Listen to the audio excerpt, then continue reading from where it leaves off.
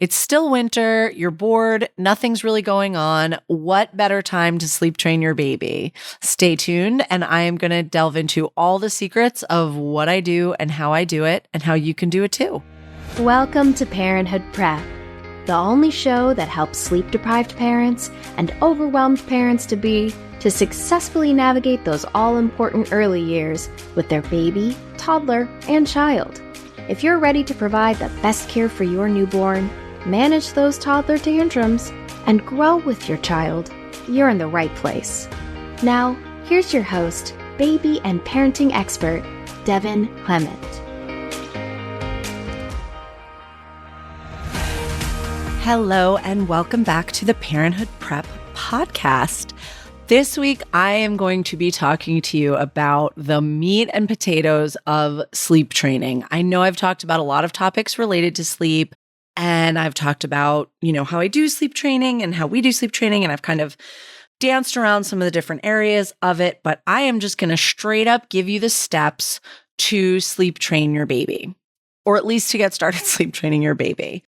Because I don't feel that there's a one-size-fits-all approach. And a lot of what I do when I'm with a client is I really tune into what's going on with the baby, what the parents want, and what's going to work. But there's some fundamentals that are really going to apply in every situation.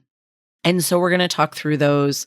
First of all, I highly recommend, if you're planning on sleep training your baby, getting some support. We talked about the 4 C's: confidence, commitment, consistency, and communication. So what's really going to build your confidence is having some support. So whether that's your partner, which we hope if you're parenting with a partner that they are on board, if there's someone, in your life, a friend, a family member who has done this before, or who might be going through it at the same time, really link up with them and try to do this together if you can. Maybe even go to like your due date group or your parenting group on social media and see if anybody wants to kind of try to tackle sleep training with you. I used to run a group, I called it Baby Sleep Club, where parents would get together and all sleep train starting at the same time with my guidance and support. But really once I explained the logistics, the biggest thing was just them supporting each other and seeing, where other babies were coming out ahead, maybe going to sleep a little faster, or where maybe their baby was doing some things a little bit faster than the others, and that every baby kind of goes at their own pace, but that they will get there and learn the skills. When I'm sleep training with a family, I go there in person and I'm there for 3 nights, 3 days, and we bang it all out. Nights, naps, night weaning, putting themselves to sleep, everything. But that's because my entire focus and my entire job for those 3 days is supporting the family and getting that baby sleeping. And they do. They get through anywhere from 85 to 100% of the process while I'm there with them. But I don't actually recommend that parents try this on their own, because you have a lot of other stuff going on besides sleep training your baby. And what I super don't want, the number one thing that I don't want you to do is break away from the plan, throw in the towel, give up in the middle of the night, and just go back to what you were doing before, because that's going to confuse your baby. And we remember that other C, commitment. We want to stick to the plan, but that doesn't mean we have to stick to it 24 hours a day. We can start, and we're going to start, by just sleep training bedtime. We're going to get them putting themselves to sleep on their own at bedtime, and that's where they're going to develop that skill. And you are going to have a lot more patience to wait for your baby to fall back asleep at 7:30, 8 o'clock p.m. than you are at 3 o'clock in the morning. So to start out, we don't have to go all night. All we have to do is bedtime. Yay, isn't that so great? And I know it sounds like it's inconsistent if sometimes you're responding and sometimes you're not, but it actually is fine, because what we're not going to do, and what a lot of people do, and I think they get stuck in this weird limbo, is they let their babies cry and try to fall asleep, and then it doesn't happen, so they give up and they just go in. Like, I'll talk to somebody who wants my help sleep training, and they'll say, oh, well, when she wakes up in the middle of the night, I don't go in right away. Like, I wait 10 minutes, and I see if she'll go back to sleep. And I say, oh, does she ever do that? No, she never does. Okay. So then all you've taught her is that she has to cry for 10 minutes and then you're going to come in. And that's like a waste of everyone's time. So I would rather see you go in right away when they wake up, feed them, rock them, hold them, respond to them, than give them this confusing message that you just have to cry for a certain amount of time. And then I'm going to come in 100% of the time. Because you know what happened in that case? The baby trained her. And it's true. We joke about it like, oh, you're not here to sleep train the kids, you're here to sleep train the parents. But everyone just gets used to things being a certain way, babies and adults. So you're both getting into this routine where you're, waiting 10 minutes or waiting 15 minutes. Or sometimes people tell me, oh, I tried to let her cry and I just couldn't do it. And it just didn't work. And I'm like, well, walk me through it. What happened? Well, it was 1:00 in the morning and I had been rocking her. And every time I tried to put her back down in the crib, she would wake up. And then every time I would pick her back up and rock her again. And then every time I put her down in the crib, she would wake up. And finally I just said, screw you. And I threw her in the crib and I just left her and she was just crying and crying. And I went in the other room and I started crying. And then, she screamed her head off for 10 minutes and it was forever and she never stopped. And then I felt so guilty that I just ran in and scooped her up and nursed her back to sleep. And that is not sleep training. That is losing your shit. That is unhelpful for the baby. It's unhelpful for you. And it doesn't get you anywhere other than feeling guilty and making your baby more upset and crying than they ever have. So you might think, well, bedtime's great. People tell me that all the time. Bedtime's great. I just rock her to sleep or nurse her to sleep and I put her in the crib and she's totally fine. I don't need to fix bedtime. But you do, because when they are falling asleep in your arms or on the bottle or on the boob, that's what they're thinking of. I have a whole episode about sleep associations. You can go into that to learn more about that. But they're having these lovely sleep associations. And then when they wake up, they're upset. They're anxious. They're confused. They're like, where is the nipple that was in my mouth? Where are those arms that were holding me? Where is my rocking motion? Why am I alone in this crib, with nothing around me? Oh, I had a pacifier in my mouth and now it's gone and I'm either too young to find it or it's on the other side of the crib and it's pitch black in here and I have no idea what I'm doing. And they're not skilled enough to search around the crib for their pacifier. So you're basically leaving them with no tools and no strategies to get themselves back to sleep. So when we start with bedtime, we are helping them learn that skill of going to sleep on their own. I have had babies have a great bedtime and then sleep longer and more than they've ever slept in their lives. And that's amazing, And all I mean by having a great bedtime is that they put themselves to sleep. So how are we going to make that happen? First of all, I want you to forget you ever heard the term drowsy but awake. We've all heard that, right? Every freaking sleep blog and sleep book says it. That is a unicorn that is really difficult to catch and not always there. I mean, do you wait until the exact moment that your head is going to hit the pillow and you're going to fall asleep to even get into bed? I mean, before you had kids. Now I'm sure your eyes do close as soon as your head hits the pillow. But remember back to those halcyon days when you used to get a full night's sleep. Sometimes you get in bed and you look at your phone for a while, or you read, or you get busy with your partner, or get busy by yourself, or, whatever. Maybe you get up again. Maybe you go, I always have to go pee one last time. Maybe you're doing all those things. Your baby might need to do that too. And if you're waiting for them to be that perfect amount of drowsy, it's not going to happen at the same time every night. So what ends up happening, I think, is that parents overcorrect, or as I heard someone say once, over-rotate, which is like something you do in gymnastics. And I love that expression. You over-rotate and the baby is basically asleep or mostly asleep. Like people will tell me, oh, she's putting herself to sleep. I'm like, oh, is she wide awake when you put her in the crib? Well, no, she's drowsy in my arms. But when I lay her down, she opens her eyes. I'm like, oh, and then is she awake for a little bit? Well, no, she closes them again pretty much right away. So that is getting your baby to sleep and then putting them in the crib. We don't want to do that. We want them to be basically wide awake. I mean, certainly tired. We don't want them to have woke up from a nap 30 minutes ago, but we want them to be quite awake when we're putting them down for bed. And that is because we want them to be aware of their surroundings, aware of what's going on, and aware of what our expectations are for them, that they're going to fall asleep on their own. And what we're going to do is put them down in the crib. So you're going to do your bedtime routine. You're probably going to have to make some changes to it, especially if they're used to feeding to sleep or rocking to sleep. I know everybody says make the room really sleepy, make it dark, turn on the white noise, make it really calm. We're going to actually do the opposite of that. You're like, Devin, you're crazy. You don't know what you're talking about. I do. I swear I do. You have to listen to me. When you have a tiny newborn and you're creating a bedtime routine and you're creating a bedtime association, yes, feed them in the dark, get them ready. I did a whole episode about turning off the lights and what a game changer it is. But when you are sleep training, what we are doing is we are shaking the Etch-a-Sketch.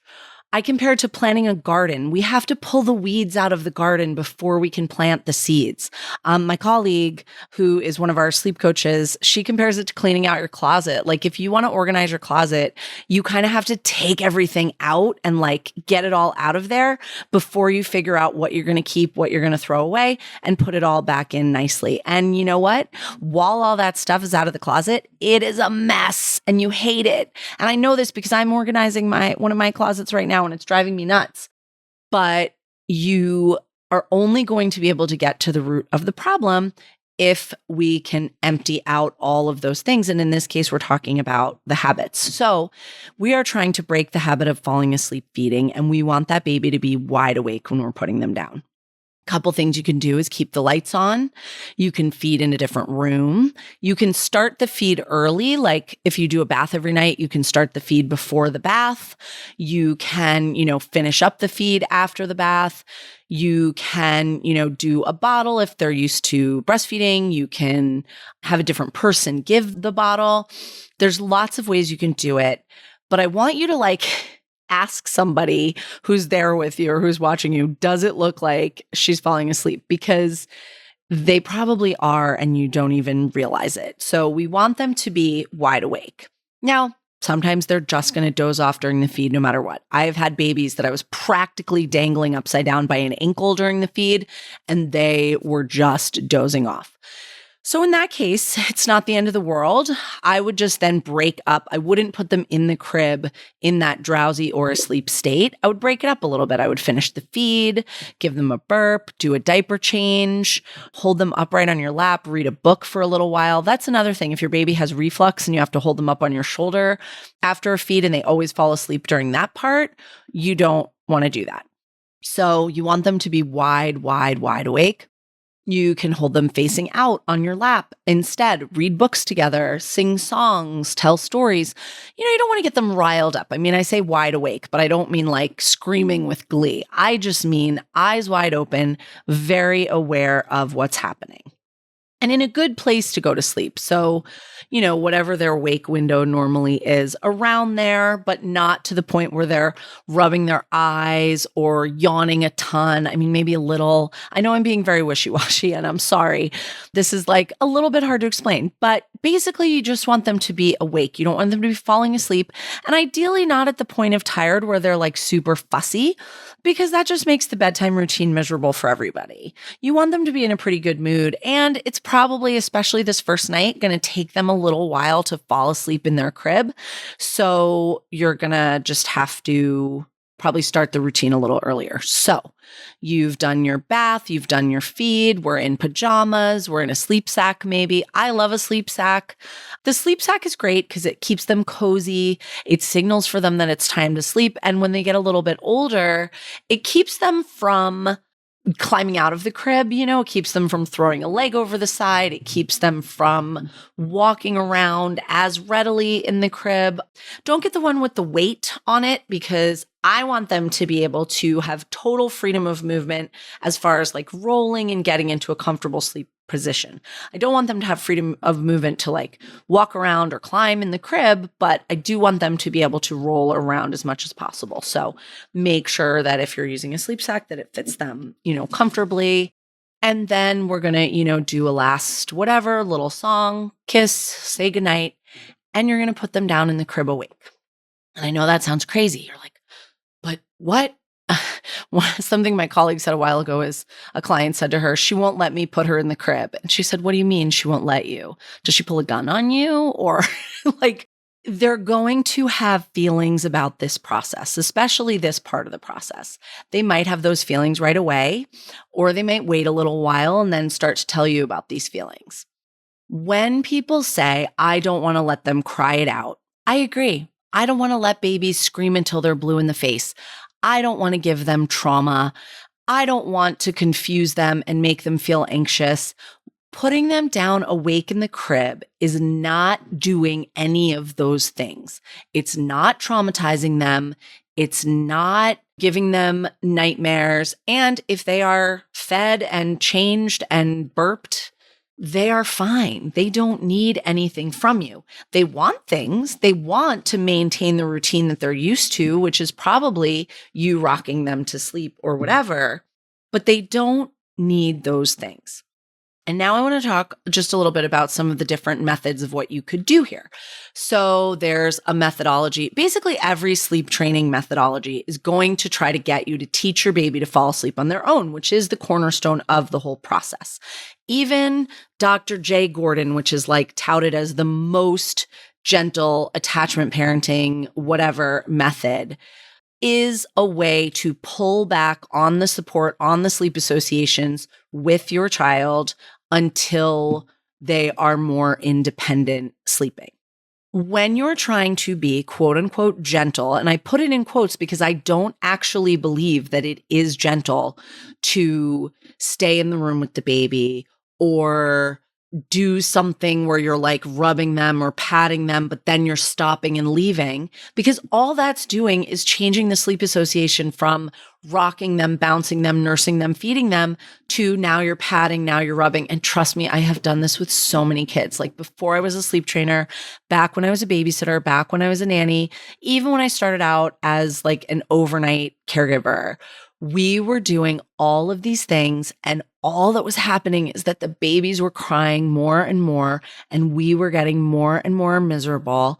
And the nights were absolute torture for everyone involved because the babies would be like, well, when are they going to leave? I'm so anxious. I'm so worried. When are they going to leave? As soon as she lifts her hand to scratch her ear, you know, how many people have said, oh, I wish I could just leave my hands behind in the crib with my baby. I've said that myself a million times. We don't want the baby to need your hands in the crib with them. We want them to be independent sleepers. And the good news is they're so capable of it. They are so capable of getting there. And I have seen it like 100% of times. I have never seen a baby who could not learn to put themselves to sleep. So when people say, oh, cry it out is cruel, it's because a lot of the time people are doing it in kind of a mean way, whether they're doing that, like throwing them in at 2 a.m, super frustrated, or they're getting them most of the way to sleep and then putting them in the crib and they're shocked awake and where'd you go? And they're losing their marbles because you're gone and they are so confused. Like, you know, I say this all the time, like sometimes when you're staying in a hotel and you wake up in the middle of the night and you're like, whoa, where am I? Like, that's how your baby feels when they are like drowsy in your arms and then they wake up in the crib. So by putting them in awake, you're showing them, hey, this is your crib. You feel comfortable here. This is the environment where you're going to be sleeping. Maybe they haven't been in the crib before, or maybe they have, but you know, they know their room. They know you. You're going to convey that confidence. You're going to communicate. You're going to convey that confidence to them. And you are going to put them down wide awake. And then you're going to see what happens. So from here, you have a couple of different options, depending on what your baby does. I don't genuinely think there's a big difference between doing checks, like according to like the Ferber method or a method like that, and not doing checks. You can do them if they feel good to you and you want to do them. You don't have to do them if you don't want to, or if you don't think your baby needs them. People make a couple of major mistakes when they choose to do checks. First of all, what is a check? You are just visually and verbally checking on your baby, reassuring them that they're okay, making sure that they're not stuck, making sure they don't have a poop. If you suspect they might have a burp, you can quickly check and see if they have a burp. But what a lot of people do is for the check, they go in and they comfort the baby. They pick the baby up, they calm them down. And then the baby says, "Oh, thank God you're back. I was so nervous. I didn't know what was going on." And then what do? As soon as the baby's calm, they put the baby back down. And then the baby starts all over again from scratch. And now they're like, "What the hell, Mom? You came in. What the hell, Dad? You came in and you picked me up. And then that was it. You put me back down." And then the whole process starts over from the beginning. But if you're in there and you just reassure them and you say you're doing a great job, I have to tell you, a lot of the time when I go in and check on a baby because I'm worried about them, and I'll tell you how I get to that point in a little bit, those little jerks stop crying and look at me with a huge smile like, "Hey, hi." So you're fine. You're fine. They're just having feelings that they are allowed to have. They are allowed to feel frustrated. They're allowed to feel upset, and they are allowed to tell us that they feel upset.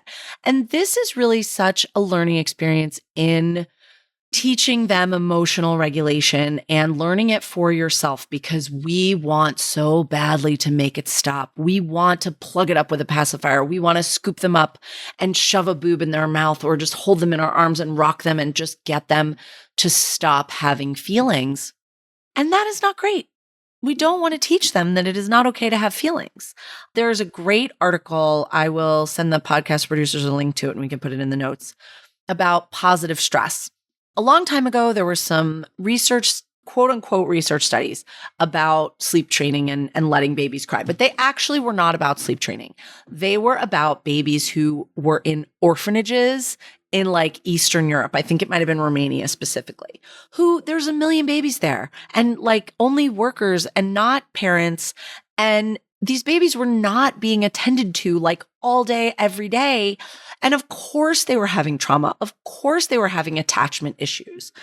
And I think it's a little bit insulting to people with actual abandonment trauma to say, "I don't want to give my baby abandonment trauma by attending to her needs 99.9% of the time, and then for 3 nights in a row, putting her down awake to put herself to sleep," which is a skill she's perfectly capable of. So there is negative stress, which is like your parents are screaming, fighting all the time because they're super tired. There's, negative stress of your parents are screaming at you all the time, or your parents are not safe driving the car and you get in a horrible car accident because your parents are too tired to be awake behind the wheel and drive the car reasonably. So it's really not a big deal if your baby is having some feelings in the crib. The other thing is that as parents, you're very attuned to your baby's feelings and sounds and all that stuff. And you're going to hear it so much louder and so much worse than an objective observer. A big part of the time that I am there, I am reminding the parents or even just informing the parents that no, your baby is not screaming right now. Your baby is not even crying. Your baby is fussing. Or they're yelling, or maybe they cried for a minute, but then they stopped and then they cried for another minute and then they started again. So I want you to really take a step back and look at this like a scientist. And if you are a parent, especially the person who gave birth to this child, you are going to have a really hard time with this. And that's why it is really great to have someone there with you so that you can take a break if you need to, so that you can step out. Because you know what? Torturing yourself by listening to the monitor at top volume is not going to help your baby. And it's just going to make the process drag out longer and take a lot longer. So when you go in and you pick that baby up and you rock them and you get them settled down and then you put them back down, all you're doing is undoing all of the work that they and you have just done. I'm not saying you can never do that, but try not to do that, especially not when you're just doing a check. The other mistake that a lot of parents make when they're doing a check is usually you do it on an interval schedule. Like the Ferber method will give you an interval schedule. Say you go in after 3 minutes, then you go in after 5 minutes, then you go in after 10 minutes, until finally by like night 3, you're waiting like 20 minutes and you're barely going in at all. But that doesn't just mean looking at the clock. It also means looking at your baby. So any point where your baby stops and calms down or takes a break, even if it's only a few seconds where, they're like, huh, or they roll into a comfortable position and then they flop back out, you need to restart that clock. And a lot of people don't do that. So then you're not really going in after 5 minutes of crying. You're going in after like 1 minute of crying because 4 minutes ago they were crying. And then 3 minutes into that, they took a break. My math is probably all over the place, but you know what I mean. And then you're like, oh, it's the 5 minute mark, even though they took a really good pause 1 minute ago. So you're only going in after 1 minute. So if you're going to do checks, totally fine to do checks. Make sure you or someone is watching that monitor like a hawk to be sure that they have been like crying the whole time. What if they're screaming? What if they're hysterical? What if they are like red line? I don't want you to let them do that. I don't want you to let them scream until they're blue in the face. I want them learning skills and figuring things out, and they're not going to do that if all they're doing is screaming hysterics. However, they might mix it in. They might pepper in some screaming hysterics into the process, and I want you to just be able to take some deep breaths and let that be part of the process. I don't do checks when I'm sleep training, but if I have a baby that's just like red line for 5 minutes, 10 minutes, I'm going to go in and I'm going to check on them. I'm going to make sure they don't have a burp. I'm going to, make sure they can calm down. Honestly, a lot of the time they calm down pretty much instantly. And then I'm like, okay, you're just a screamer. Sometimes it's just their personality. I've had parents where I've been concerned about the crying and they've been like, oh no, this is just her. She does this all the time, even when I'm holding her, even when we're playing, whatever. I was helping a friend sleep train her baby and he was pretty upset for a while. And she's like, this is what he does every night in my arms anyway. So it's not really that different for him to do it in the crib. So if this is unusual behavior for your baby, and if they are just like blue in the face, you can go in and you can check on them and you can even comfort them. I would like you to put them back down awake if you can. But if it's a really extended period and you're just beside yourself, maybe this is not the night for sleep training and you have to give it a break. And then maybe you need to call me because I know what to do when I'm there, but that's the part where when I'm trying to advise people, this is why I'll never write a sleep training book, because I don't know what you should do in every situation, in every possibility, in every outcome. I only know all the information that I know when I'm there and what I would do. And the book would be 10,000 pages long because I would come up with 10,000 different scenarios for what could possibly be happening. And then your baby would manage to choose the 10,001st scenario. So you've put your baby down wide awake. They've been fussing. They've been crying on and off. If they're old enough, maybe they've been rolling back and forth. Maybe they've been sitting up if they're like 7, 8, 9, 10 months. When they are just sitting up and kind of falling asleep that way, I call it holding a sit-in. Just let them do it. Just leave them. They're going to look like they're drunk, especially if you could see them from the top on the video. They kind of sway back and forth and then they end up keeling over. Sometimes they wake up immediately and sit back up. Sometimes they fall asleep that way. That's totally fine. However they fall asleep is totally fine. I had a mom that I went in to help with sleep training, and she'd been working with one of those online companies that just gives you a plan to follow. The baby was 6 months old, and every time she rolled onto her tummy, the mom would go in and flip her back over because she knows that they're supposed to be placed on their backs for sleep. And at no point in this plan did it say, hey, if your baby is independently rolling, you do not have to flip them back. That's the thing, right? Like if they are getting themselves independently onto their stomach, they're allowed to do that. Ask your pediatrician, ask any pediatrician.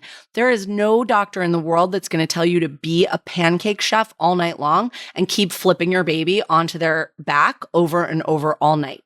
It's not sustainable and it's ridiculous. Once they're strong enough to roll themselves, they are totally fine and you can leave them. And pretty much as soon as we made that change, the baby started sleeping great and, wasn't really struggling anymore because it was that flipping that she was doing, which I didn't know she was doing until I was there in person.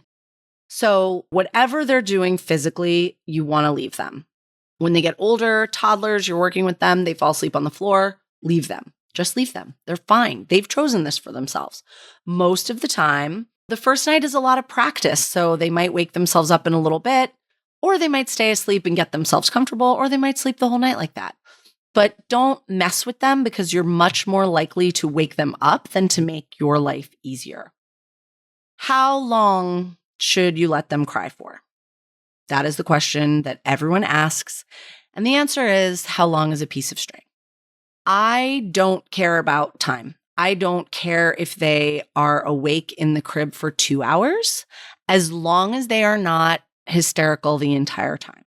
As long as there are breaks, as long as there are pauses, as long as there's periods where they're doing something other than shrieking, periods of fussing, periods of finding their hand and sucking on it, periods of talking to themselves.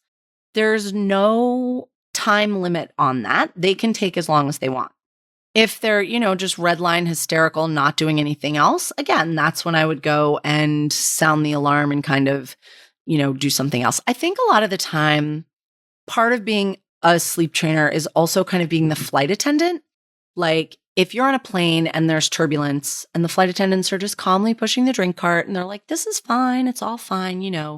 No worries. We're great. That's reassuring. You're like, okay, it's bumpy, but the flight attendants know what they're doing. And if they were concerned, I'd be concerned. And if there's a situation where the pilot's like, I put on the fasten seatbelt sign and flight attendants, you need to buckle up too, that's when we know we're dealing with something that's a little bit more dramatic, but we're still not worried. You look at the flight attendants who are buckled up and they were like, nope, it's time to buckle up so I don't fall over with the drink cart, but it's fine. And if there were a real emergency on that plane, the flight attendants would be the ones who are guiding you through getting your inflatable vest, opening the door, in the emergency. That's who you want them to be. But in an ideal situation, in an ideal flight, the flight attendant isn't doing much other than checking on you to make sure you're okay and serving you drinks. So there shouldn't be a lot of, what do I do now? What do I do now? What do I do now? Especially during that first bedtime.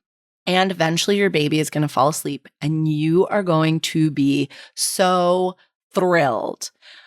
I don't want to tell you how long it's going to take. I am not telling you how long it's going to take. It could be 10 minutes. It could be 2 hours. It could be 2.5 hours. They could fall asleep for 5 minutes and wake back up and then it be another hour. That is very unlikely. What I see more often than not is from put down to asleep, and this does not mean crying the entire time, from put down to asleep is somewhere in the range of 45 minutes to an hour. Does that mean at the 45-minute mark, you should say, oh, this hasn't worked and throw in the towel? No, no, no. But when at the 35-minute mark, you're like, oh my God, this is forever. This is torture. My baby's been in the crib for 10 years and I can't go into them. You can say to yourself, okay, this might take a little bit longer and that's fine. I really want you to look at the clock. I think the checks are helpful for that in the sense that you're actually paying attention to how long it's truly been, because so often parents will say to me, oh my God, this has been going on forever. I'm like, ma'am, it's been going on for 6 minutes. It's really fine. And then, I point out to them, look, she's rolling onto her side. She's playing with her hair. She's getting her pacifier. She's grabbing her sleep sack. She's, doing all these things that show me that she's trying to go to sleep. So that's really where I feel like that flight attendant attitude is helpful, and why having someone there besides you and possibly besides your partner would be helpful. When I work with parents, like with my baby sleep club or coaching them remotely, I would have them, kind of designate who's the one who's going to be stronger right now. And that might switch. That might switch off. One parent might say, oh, I want to go in. And the other parent says, no, we're not doing that right now. And then, maybe half an hour later, the other parent says, oh, now it's time, I want to go in. And you're like, no, we're not doing that now. We made it through my freak out. Now we're going to make it through your freak out. And eventually your baby's going to fall asleep. And then that first night, after that, you can do whatever you want. Pop the champagne, eat the ice cream, do shots of tequila, whatever feels good for you. That should actually be a C, comfort, but not for the baby, for you. And then the next time they wake up, you can go in, you can do whatever you want. No, you can't do whatever you want. You can't leave them to cry and then go in. So either go in right away or don't go in at all. This has already gotten really long, so I'm going to cap it here and call this sleep training part 1, the bedtime process. And then we'll take it from there. I would love to hear your questions. You can catch us on Instagram or go to the website and leave us a voicemail where you can ask a question or send us a baby roast. I would love to hear sleep training baby roasts. That would be amazing. I have a few that I will share in another episode. So good luck, and we are here for you, and take care. To be sure you never miss an episode, be sure to subscribe in your favorite podcast app. We'd also love to connect with you on social media. You can find us on Instagram at Happy Family After, or at our website, happyfamilyafter.com. On our website, you can also leave us a voicemail with any questions or thoughts you might have, and you can roast your baby. Talk to you soon. Thanks for listening to this week's episode of Parenthood Prep. If you want to learn more about the services Devin offers, as well as access her free monthly newborn care webinars, head on over to www.happyfamilyafter.com.